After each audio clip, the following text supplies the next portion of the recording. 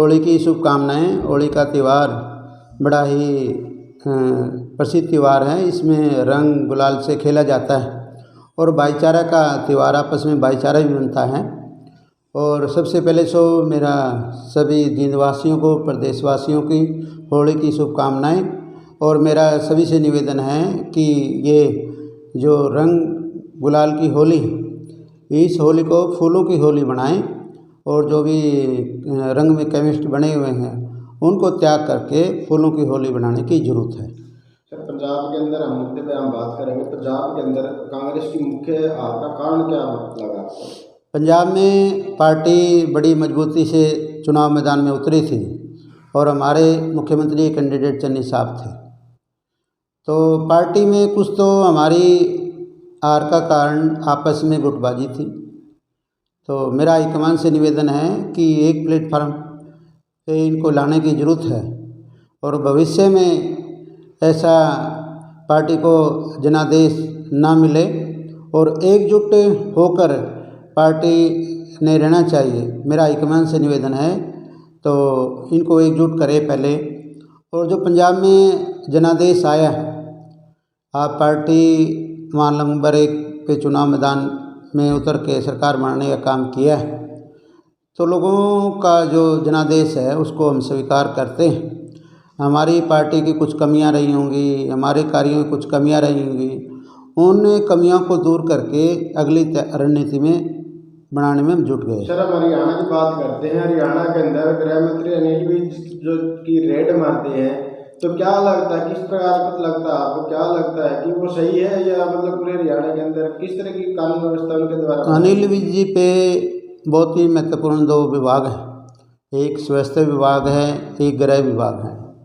अनिल विज जी थानों में जाके कई बार रेड मारते हैं, कई बार स्वास्थ्य विभाग में हॉस्पिटलों में जाके रेड मारते हैं जी। ये ड्रामेबाजी छोड़ के धरातल पर कार्य करने की ज़रूरत है। आज कानून व्यवस्था पे लगाएं आप, कानून व्यवस्था बिल्कुल चरमराई हुई है। हर रोज़ व्यापारियों के साथ हत्या, फिरौती, लूटपाट की घटनाएं घटती हैं, उन पे अंकुश लगाने की ज़रूरत है। अनिल विज जी ने पिछले दिनों एक क्लीन चिट अभियान चलाया था जो ठंडे बस्ते में पड़ गया। आज अगर आप अखबार उठा के देखें या चैनलों पे खबर आती हो देखें, हर रोज़ व्यापारियों के साथ ज़िले में दर्जनों घटनाएं होती हैं।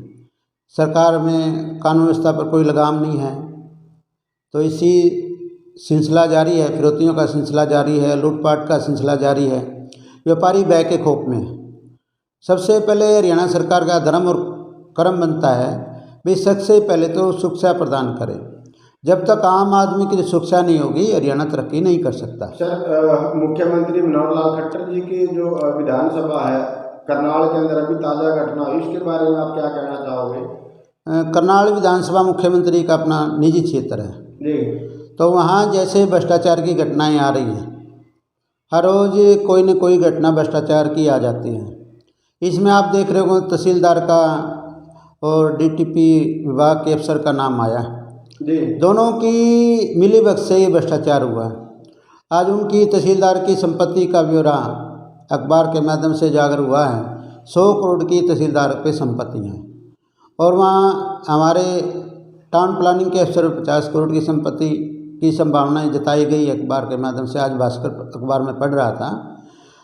तो इस तरह ये घटनाक्रम हर रोज़ ज़िले में आती हैं और मुख्यमंत्री से मेरा निवेदन है, जो दावे पेश रहे हैं बीजेपी सरकार ये कर रही है भ्रष्टाचार मुक्त सरकार। भ्रष्टाचार तो चरम सीमा पर है।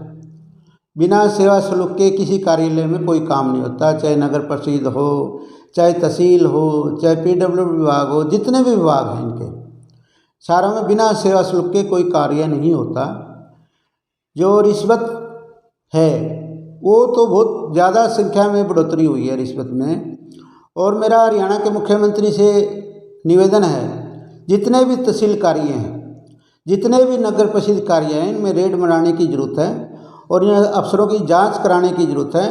क्योंकि अफसर तहसीलदार हो चाहे ये अपने टाउन प्लानिंग के अफसर हो, उनमें भ्रष्टाचार चरम सीमा पर है। सर, जींद के अंदर के बात हम करेंगे। नया बस स्टैंड अभी ओपन हो गया है, और डिप्टी सीएम ने आदेश भी दिए थे, क्या लगता है आपको? डिप्टी सीएम जब भी आते हैं जींद में बहुत बड़े दावे पेश करते हैं, विकास के बारे में भी दावे पेश करते हैं। आज जींद अगर आप लगाएं पूरे हरियाणा में, जींद पिछड़ा वर्ग है। जींद कोई विकास कार्य की गति तेजी नहीं पकड़ी। आप देख रहे हो सीएम साहब, डिप्टी सीएम साहब आते हैं तो ये कहते हैं भी नए बस स्टैंड के बारे में कई बार अफसरों की मीटिंग ले चुके हैं जी, और सीधा निर्देश दे चुके हैं कि जल्द से जल्द बस स्टैंड शुरू होना चाहिए। बल्कि उन्होंने खिंचाई भी की थी अफसरों की, लेकिन आप नए बस स्टैंड पे जाके देख लो, वहाँ बस कंटिन्यू चल नहीं रही, यहाँ पुराने बस स्टैंड से बस जा रही हैं।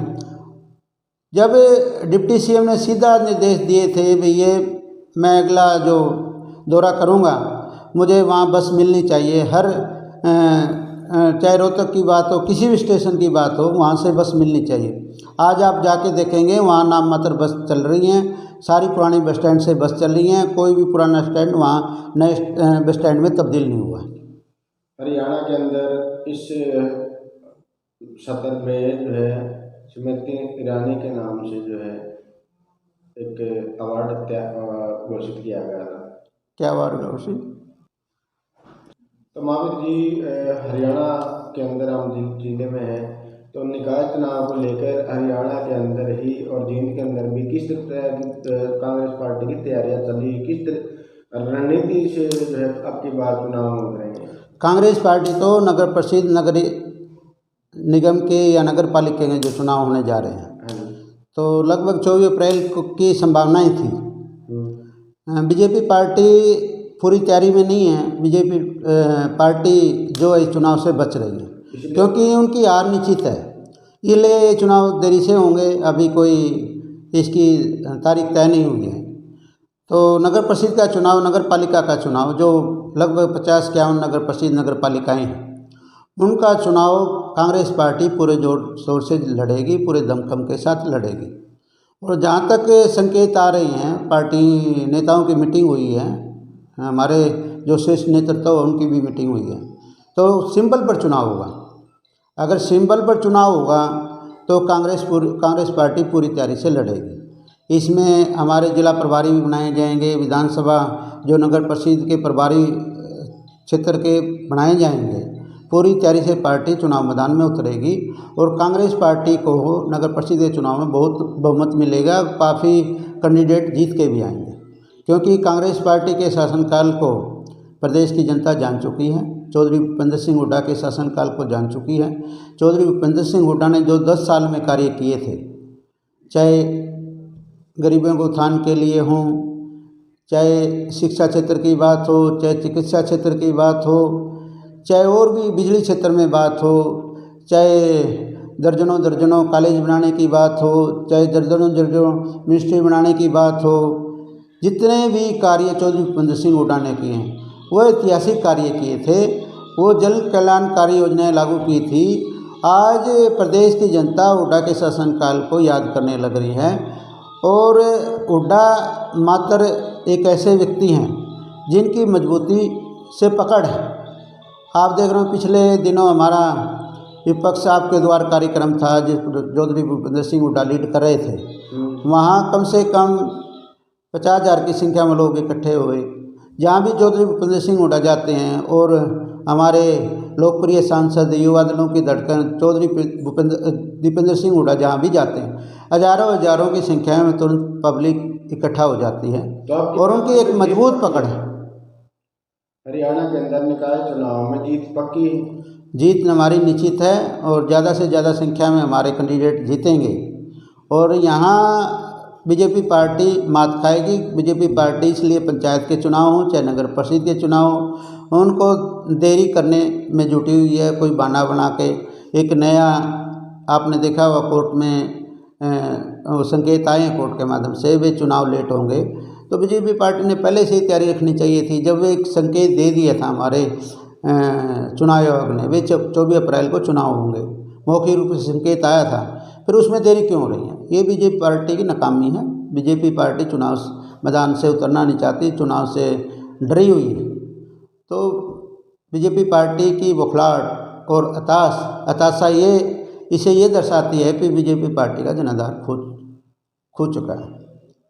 हमारे कंप्यूटर जी, अभी अजय चौटाला का जो कि जेजेपी के सुप्रीमो हैं, उन्होंने बयान दिया था किसानों पर, क्या आप कहना चाहोगे इसके बारे में?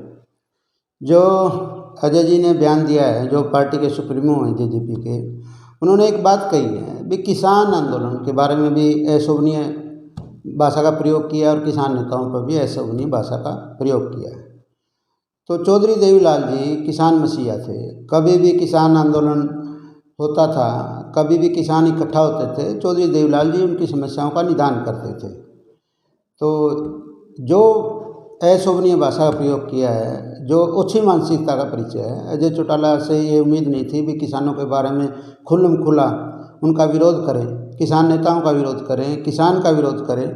तो ये मतलब उन पे इतना हमें किसानों ने विश्वास था अभी चौधरी देवीलाल के पोते होने के कारण ऐसी अशोभनीय भाषा का प्रयोग नहीं करेंगे। वे हताशा और उसमें निराशा झलकती है। और अगर किसानों के लिए अशोभनीय टिप्पणी का प्रयोग किया है, ये निंदनीय है। जिसकी ज़्यादा से ज़्यादा निंदा की जाए उतनी कम है। इसलिए दुष्यंत चौटाला जी उचाना में उन्होंने भी एक बयान दिया था। तो एक जनसभा में ये कहा था भी जो टोल प्लाजा किसान बैठे हुए वो लोग मेरे पे काम करने के लिए आते हैं, करूँ ना करूँ। तो इन्हें अहंकार में नहीं बोलना चाहिए। इन्होंने इतना अहंकार हो गया दुष्यंत चौटाला में, इन्हें ये देखना चाहिए जो किसान हैं ये काफ़ी लोग उनकी विधानसभा क्षेत्र के लोग हैं और ऐसी टिप्पणी करके वो अपना जनाधार खोने में लगे हुए हैं। जो देवीलाल की विरासत को खोने में लगे हुए हैं, चौधरी देवीलाल किसानों का सम्मान करते थे हमेशा, उसकी विरासत खोने में लगे हुए हैं।